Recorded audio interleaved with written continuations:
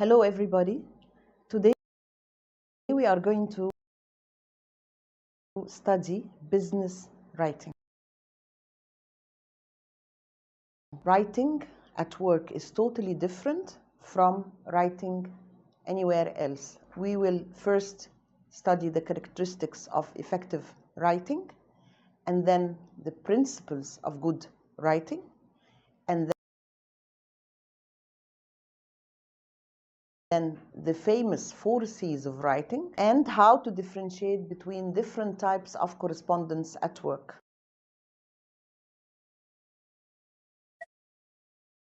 We have several types of communication. We have the verbal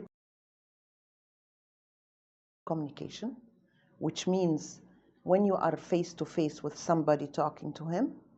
We have communication by telephone, of course. We have communication by internet, and we have communication by writing, especially at work. Our goal in communication always is that the receiver understands your message. And this is going to be our goal throughout this course. The first rule, as we said, is that writing is communication.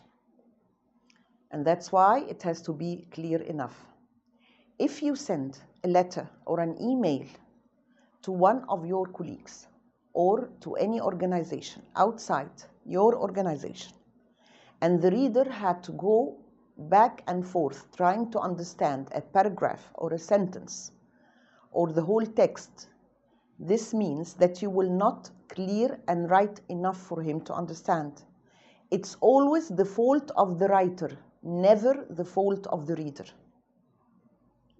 The second rule here is that you cannot confuse the reader. Confusing the reader comes mainly from placing more than one idea in the same paragraph. A rule that you will follow from the beginning to the end. One paragraph equals one idea. If you want to discuss another idea, you have to start another paragraph. One of the basic rules is that you cannot write what we call in English run-on sentences. No punctuation whatsoever. If you keep reading without stopping anywhere, without understanding when is it a question, when is it a statement, when is it a feeling thing, then you will be confused. And this means that the goal of business writing is not achieved. The last rule is spelling mistakes. You know what spelling mistakes cause? They affect the perception of the person. You have to check your spelling. You have to avoid spelling mistakes. These are the basic rules that apply for English and Arabic writing and apply for any type of business writing.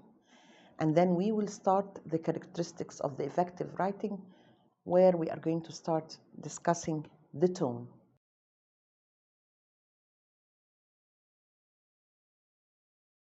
We'll start by the characteristics of effective writing. Most important in writing is the tone of writing. Tone of writing is exactly like when you communicate with anybody verbally. When you communicate verbally, your tone of voice affects the receiver. Since writing is communication as well, the tone of writing affects the receiver or the reader. How can we make a tone by writing? We know how to make a tone by the voice. If you change your tone by the voice, this is easy. This is very well known. How can we make it in writing? By the choice of words. Why do we need to study the tone of writing? Because the tone of writing refers to your attitude towards the reader. It's very important. He can feel you are aggressive, he can feel you're angry, he can feel you hate him. Tone of writing is one of the most important things in business writing in English. We'll discuss an example to explain the tone of writing. If someone is writing to a company to join a job, and he writes, "You must agree that I am qualified for this job more than anyone. Let's check this sentence and see how many mistakes in connection to the tone had been done. Number one, you must. Where is the courtesy? Must. Must is not a courteous word. You cannot speak to anybody and say you must, because nobody must. The second thing is you feel from the tone of this sentence how arrogant the person is. He might have meant to show his confidence, but what appeared to the reader is his arrogance. The third thing is then more than anyone. This is total discrimination. Who said he is better than anyone? Even if he is, but he can't say this. He can't write this. Let's see how we can write this sentence in a different tone, showing courtesy and showing confidence and non-discriminatory language. If he writes, I hope my qualifications meet the requirements of this job. The second example we are going to study is when you write a negative message using an aggressive tone. At work, sometimes we cannot resist to write hard words to express our anger. But maybe when you see this example, you will decide to think it over before we write any hard words. Say that you are writing to one of your colleagues. I do not understand why you wrote such an aggressive remark on the report. This in itself is an aggressive tone. You are blaming him for an aggressive remark, but your tone is aggressive. But you can say another thing. If you address the category, if you make it generalized, what if you say to him, aggressive remarks are not used in this organization? You remove the word allowed, because not allowed is very hard, and you said not used. And instead of addressing the person, you addressed a basic fact. This is an example of how we can address the tone in our sentences in business writing, especially in business writing.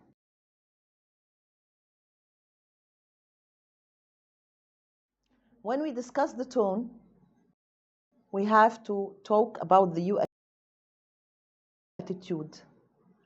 The you attitude is the tone by which the reader feels that he is the most important side in this two-sided communication. The most important is him, not me, the writer, but him, the reader. If an organization writes to one of its customers, help us bring our records up to date by filling out these forms. This sentence contains two you attitude mistakes. The first one, that it did not stress the benefit for the reader. It's talking about the benefit of the writer. The second one is that we feel the tone of condescension. What's condescension? It's talking down to people because he gave a command, an order. Let's see how we can correct this. If he says, for receiving account information and important messages, please fill out the forms and send them back to us. Now here, first of all, he stressed the benefit of the reader. That why is he updating the records? Because he is waiting for important information and for information about his account. This is number one. Number two, courtesy, not talking down to people, was added to this sentence by using please. Just one word made the reader feel that you are not talking down to him. Second example of the you attitude, how we can use the positive words and the positive phrases instead of depending on the negative words and phrases to give any message to anybody. Let's see this example. If you are working in a bank, for instance, and writing to a customer saying that it is impossible to open an account for you without your identity card. If you say to the reader, we will open your account as soon as you bring your identity card, you say what you can do, not what you can't do. And By this, we have studied together the tone of writing and the you attitude, which is part of the tone, before we go to the principles of good writing. The first thing we are going to study about principles of good writing is organizing your thoughts. The sequence is very important in business writing. When you write, you have to start by the most important, and then the less important, and then the least important. You have to stick to chronological order. What's chronological order? That means you start by the old stuff, and then you go to the newer, and then the newest. When you write, you have to include, if you have a question, the question and its answer. If you have a problem, you state the problem and its solution. Because you cannot let the reader go back and forth in your text trying to find answers or solutions, or turning the page every time to go to the beginning of the text.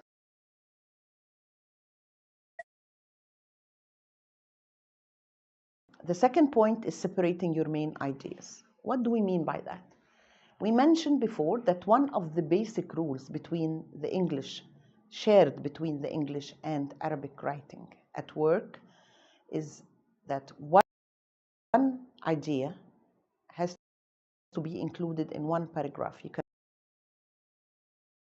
cannot include more than one idea in each paragraph. Each paragraph contains one idea. If you want to move to a new idea, you have to start a new paragraph so that you do not confuse the reader. A paragraph is a collection of sentences related to each other and supporting one idea only.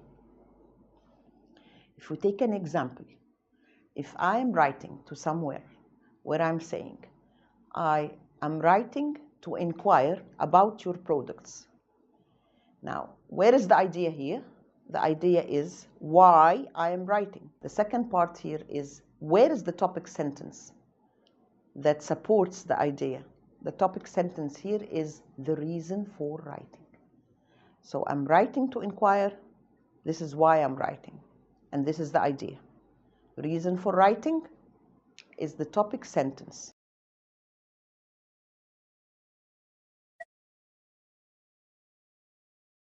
The third point in good writing is that you have to be precise and accurate. The second thing is using jargon. What's jargon? This is the terminology used by people sharing the same profession or the same hobby. If you keep using terminology that nobody understands except the people working with you, and you are addressing somebody outside your organization, you are confusing the reader. These are just examples of the principles of good writing to make sure you are understood. Again, our goal is clear communication.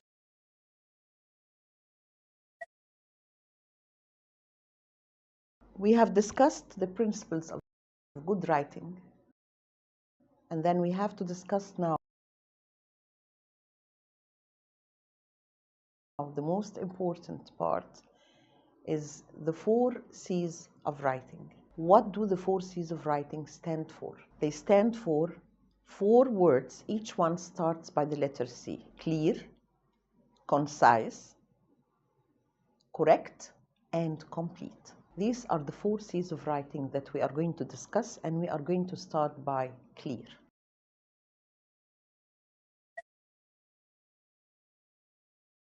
Clarity is achieved when the receiver understands a message as the sender intended. 3 things affect clarity: word choice, unity, and coherence. Each of these will now be explained. Choose short, familiar, clear, and simple words that your receiver will understand. Clear words are often called talk words because they are used in day-to-day speaking. Number 2 is the word choice. Concrete words are more understandable than abstract words. They are specific. Abstract words are vague and imprecise. They may mean different things to different people. As an example, many is less specific than most.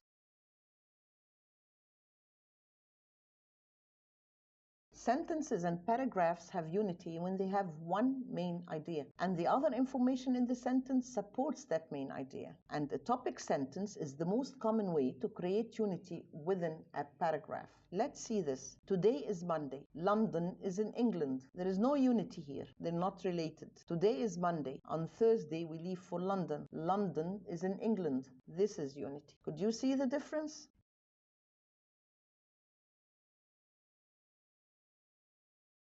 The third thing in clarity is coherence. Usually unified messages are also coherent. They flow naturally and the ideas in them relate to each other. Transitional words and phrases help make the message coherent. Writers use transitional words and phrases as bridges to join the ideas. Some transitional words and phrases are further, furthermore, and, moreover, in addition, meanwhile, during, after that, similarly, in conclusion, and likewise.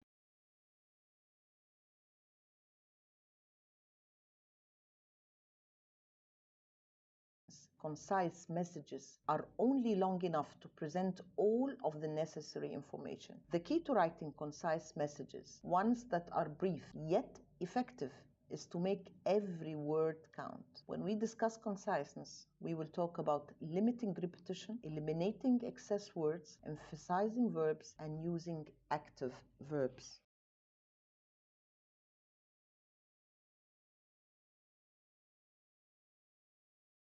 We can also reduce and limit repetition by placing a pronoun in place of a noun. If we check the next example, we can clearly see the difference between wordy sentences and phrases and concise ones by removing and eliminating excess words.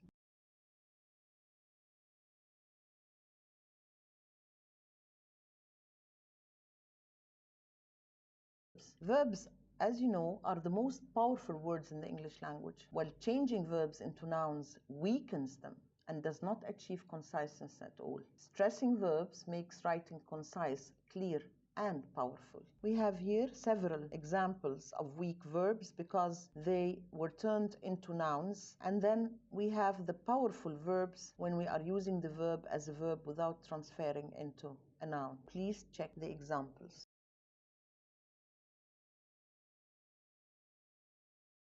The reader does not understand your message unless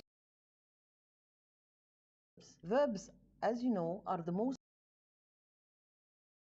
By using active verbs, writers create messages that are concise, direct, and forceful. Active verbs perform an action: think, choose, planted, indicated. An active verb is like saying, the members elected Carlos Esteban. The passive is Carlos Esteban was elected by the members. So we have to start avoiding the passive or inactive verbs such as is, was, were, has, have, be, been in order to turn the sentence into passive tense.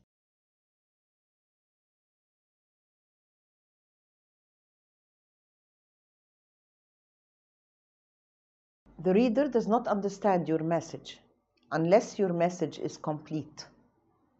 How can a message be complete? If you answer the 4 W's and 1 H. What do they stand for? Why, what, who, where, when, and how. These are the 5 W's and 1 H. That means that each part of the text will reply to one of these inquiries to make sure that the text is complete.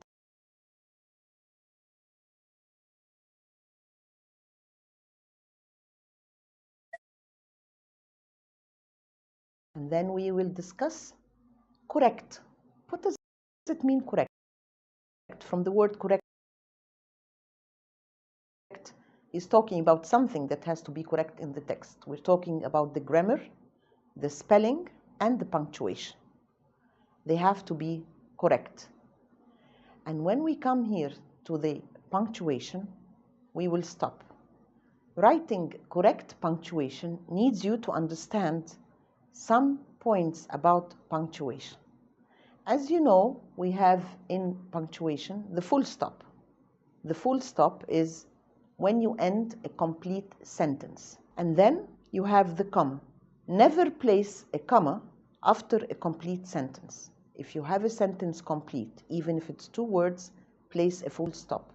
The shorter the sentences, the better. So if you did not complete the sentence and there is still more information to give, you can place a comma between one phrase and the other. The question mark, as well known, is for a question. Semicolon, which is the comma, and above the comma there is a full stop. When do we use the semicolon? When the second part of the sentence explains the first part, under the condition that the first part of the sentence is a complete sentence. The second one, which is the exclamation mark, the surprising fact of an exclamation mark is that we do not use it for surprise. We use it for anything that has to do with feelings. That's why we rarely use it at work. If you say to somebody, happy birthday, you place an exclamation mark. So an exclamation mark is something that is placed after a strong feeling. This is an explanation for the 4 C's of writing: clear, concise, complete, and correct.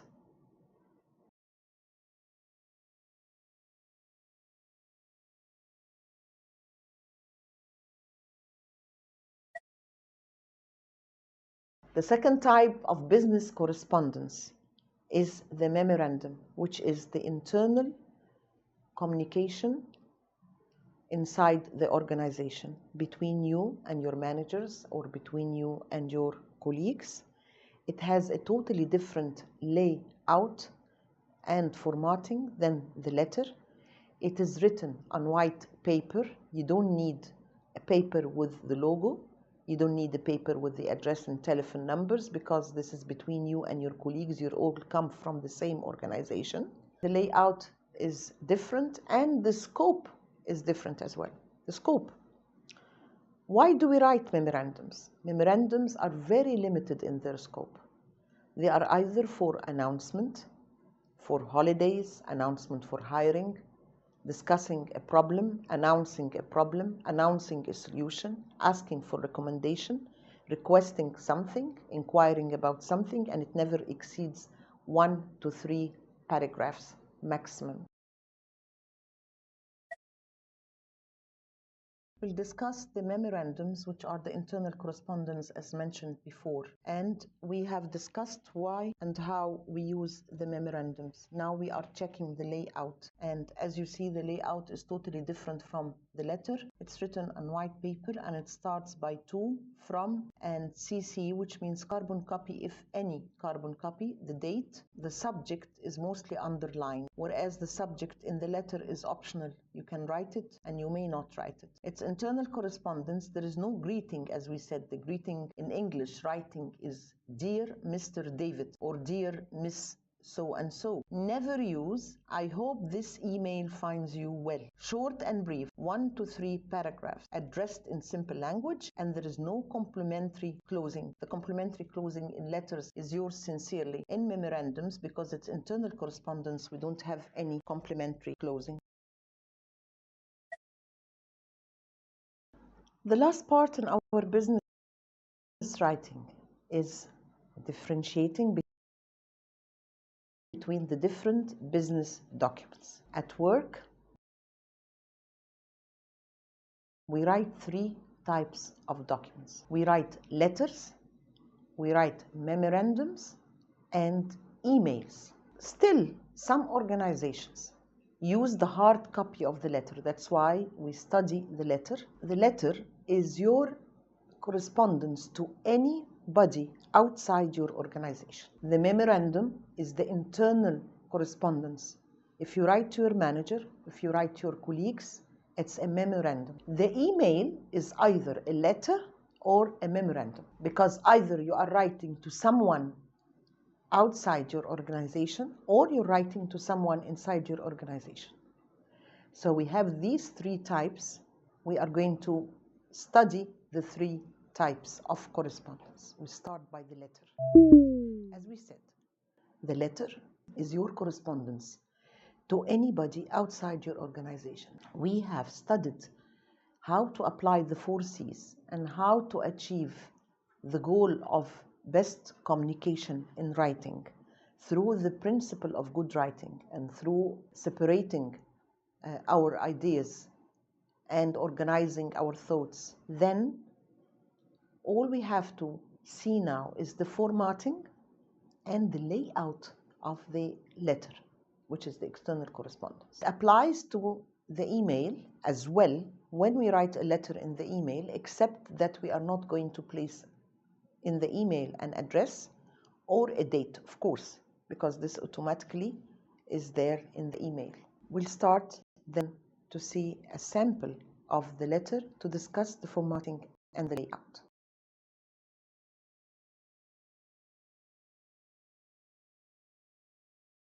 Discussing the layout of a letter, we have to take into consideration certain rules that we cannot abide from. The first rule, that when you write a letter, you have to write the governorate from which you are writing, then comma, full date, not in numbers, never in numbers. It has to be in full, like the one you see in front of you. Then 3 spaces or 4 spaces according to the print review when you check at the end of writing the letter. Watch for the comma after the name, the title, the name of the company, and the address. After you write the governorate of the receiver, you have to put a full, and then the same space between the address and the date will be taken to start the letter. Okay, we either write Dear Mr. and the family name, Dear Mr., or Dear Sir or Miss. Once you started the greeting, spacing is 2 between each paragraph and the other. Before signing the letter, it will take like 4 spaces to leave a space for the person to sign. The most commonly used letters in all organizations are the inquiry, the reply to an inquiry, a complaint, and a reply to a complaint. An example of the technique of writing is shown in an example of a complaint letter. As we see in the letter, each paragraph is a separate idea, even if the paragraph is one sentence. Also note the last bolded paragraph requesting her rights in the best tone. Thank you for resolving this matter before my next payment is due.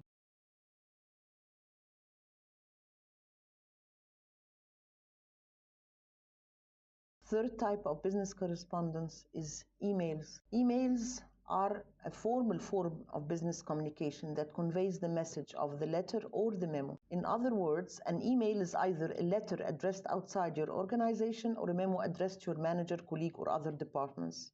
Only emails have etiquette. So, what are the guidelines and etiquette for writing emails? First of all, email only those to whom your message pertains. That means don't send mass or chain letters. The second is email should be used for business only. Refrain from using work email for personal correspondence. Third, write a meaningful subject. A meaningful subject means descriptive and specific. Do not write too much details in the subject or very little in the subject. Both will cause the reader to delete without reading.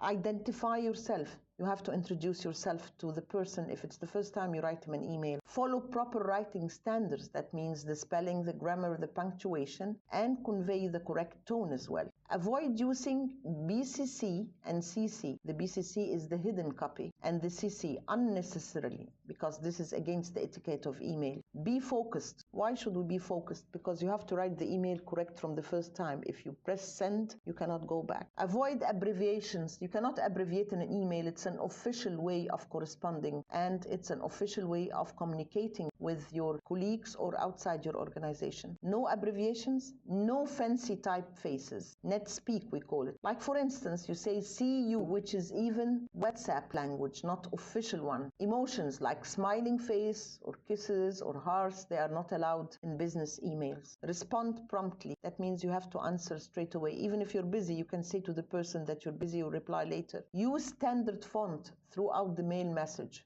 The same font all the way. It's official. Avoid colored fonts in a professional email, as well as the underline, bold, or italic. Avoid writing in all caps. Don't press the caps lock and start writing, because it's considered shouting at the reader. Do not use an angry tone. Heated messages are called flames. Emails at work are official. Do not use sarcasm or humor. Do not send spam. Be concise and clear in your message. Stay on topic. Watch mechanics, grammar, spelling, and punctuation. They are all called mechanics in your email.